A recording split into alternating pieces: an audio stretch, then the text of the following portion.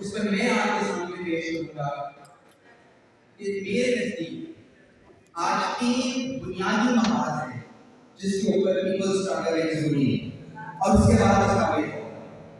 اور بات کا شروعات اس بات سے ہوگا کہ آج ہم جس آئین کے اوپر بحث کرتے ہیں، جن عدالتوں میں آئین اور بنیادی حقوق کی بحث کرتے ہیں، وہ جو سردار محمد صاحب کی ذات کی دی گئی ہے، تو مجھے آج مناسب لگتا ہے کہ میں اس کی بات سے شروع کروں، کیونکہ جب یہ آئین آئے تو اس میں ہم نے یہ دیکھا کہ ہم عوام اپنے آپ کو یہ آئین نہیں دیتے۔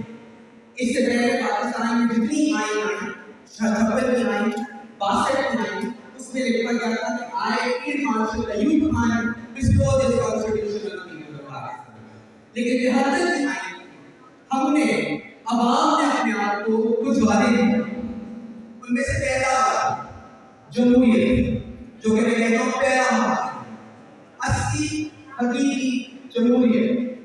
آج اگر ہم دیکھیں تو کیا پاکستان کی پاکستان کے وعدے، کیا پاکستان کی عوام میں پاکستان کی عوام کی بات پوچھتی ہے؟ اس کا جواب ہے نہیں، کیونکہ عوام کا رابطہ پارلیمان سے منقطع کر دیا ہے اور ایک سوچی سمجھی تنظیم کے تحت کیا گیا۔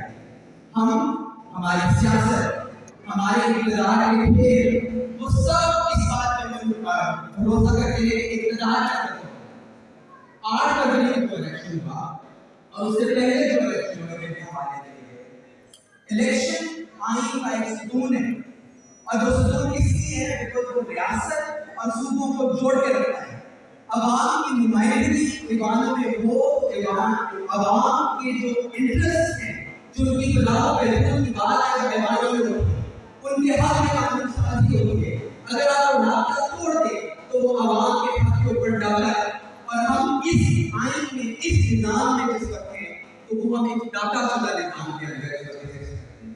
ہمارا پہلا جمہوریت کی بحالی، اصلی حقیقی جمہوریت کی بحالی ہے، عوام کا ایوانوں سے رابطہ تعلق وابستہ کرنے کی بحالی۔ ایوانوں میں جو قانون سازی ہوئی ہے وہ اس وقت ہو رہی ہے الیکشن ایکٹ کے اندر ترمیم کرتے اپنا اقتدار بچا رہے ہیں، 26 کی آئین قانون پاس کرتے اپنا اقتدار بچا رہے ہیں، ججوں کو ریٹائرڈ ججوں کو نہ آنے دیں، ٹرائبیونلز ریٹائرڈ ججوں کو بنا دیں، اپنا اقتدار بچا رہے ہیں۔ تو جب تک عوام کا رابطہ ایوان کے ساتھ نہیں آئے گا، عوام کی کلام میں قانون سازی۔ میں دوسرا مواز کرتا ہوں، دوسرا مواز ہمارا ہے بنیادی حقوق۔ اصل معنی میں جو بنیادی حقوق آئین میں ہمیں دی گئے ہیں، ان بنیادی حقوق کو ریسٹور کرنا ہمارے لیے قابل ہے۔ آئین کہتے ہیں اور ہمارے پاس آزادی رائے ہے۔ کیا اس وقت پاکستان میں آزادی رائے ہے؟ کیا اس وقت جو ہمارے رہنے کی بات ہے وہ ہم بول سکتے ہیں؟ کسی میں سننے کی طاقت نہیں، اور اگر کوئی بول لیتا ہے تو اس کو حوالے سے نافذ کیا جاتا ہے، اور اگر کوئی بول دے کسی فورم پہ بولتے تو فورم بند کیا جاتا ہے۔ آج ہم دیکھ رہے ہیں کہ پاکستان کی خواتین جیل کاٹ رہی ہیں، پاکستان کے گھروں کے اندر ڈاکے ڈالے جا رہے ہیں، ٹویٹر جیسے فورمز بین کر دیے گئے۔ کیوں؟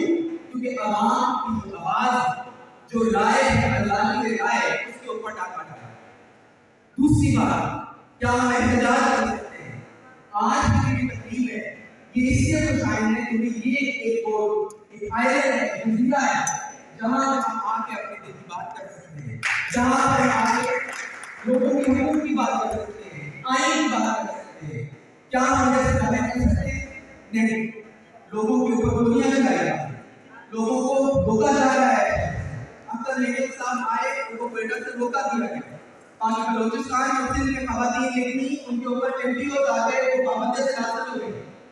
محسن ترکی کی قیادت میں جو کیئر ٹیکر حکومت آئی، اس نے پنجاب میں 3000 مسائل NGOs مینٹیننس پبلک آرڈر کے تحت لوگوں کو پابندی سے حاصل کیا۔ تو آزادی احتجاج، آزادی رائے کی بحالی کے لیے بھی ہماری ضرورت ہے۔ تیسری بات، عدلیہ کی آزادی۔ عدلیہ کی آزادی کیوں ضروری ہے؟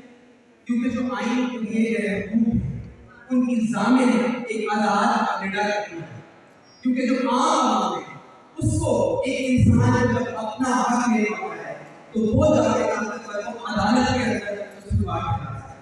اگر وہ عدالت سے چھین جائے تو اس کے پاس کوئی چارہ نہیں ہے کہ یا تو وہ سسٹم سے تعلقی کا اظہار کر لے یا وہ لا کرے. تو اگر ہم نے پاکستان کے عوام کو اس آئینی نظام کے ساتھ وابستہ رکھا تو عدالت کی آزادی ایک بہت امپورٹنٹ چیز ہے.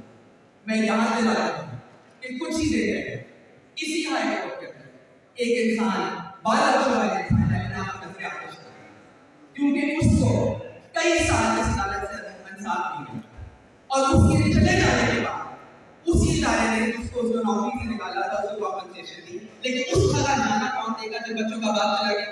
اس کا جانا کون دے گا جو 10 سال انصاف نہیں ملا؟ کیا اس چیز سے ہمارے ضمیر کو ذرا بھی چھری دی؟ کیا ہم نے عدالتی نظام کو ٹھیک کرنے کے لیے کوئی اقدامات کیے؟ نہیں کیے, کیونکہ ہمارے سارے اقدامات صرف اور صرف اقتدار